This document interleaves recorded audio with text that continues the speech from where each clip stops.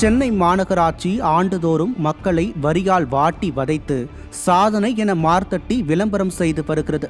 ஆனால் பூங்காக்களுக்கு கோடிக்கணக்கிலான ஒப்பந்தங்களை உடன்பிறப்புகளுக்கு வாரி வழங்கிவிட்டு இப்போ பிளாஸ்டிக் நாற்காலிகளை தனியார் நிறுவனத்திடம் கையேந்தி பெரும் அவல நிலைக்கு தள்ளப்பட்டுள்ளது மக்களிடையே விமர்சனத்திற்குள்ளாகி உள்ளது.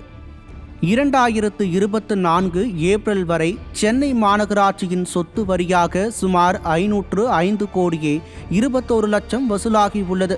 இது முந்தைய ஆண்டை விட 73 கோடி ரூபாய் அதிகமாகும். 2020 முதல் 30 நாட்களுக்குள் வரி செலுத்துபவர்களுக்கு 5% ஊக்கத்தொகை வழங்கப்படுகிறது. இதற்காக 10 கோடி ரூபாய் செலவிடப்பட்டு உள்ளது.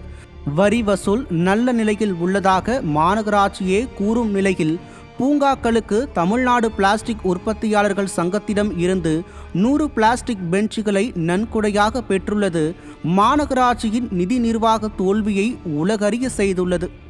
வரி வசூலில் சாதனை படைத்தவர்கள் பூங்காக்களுக்கு நாற்காலி வாங்க முடியாத அளவுக்கு திவாலானார்களா என மக்கள் விமர்சிக்கின்றனர்.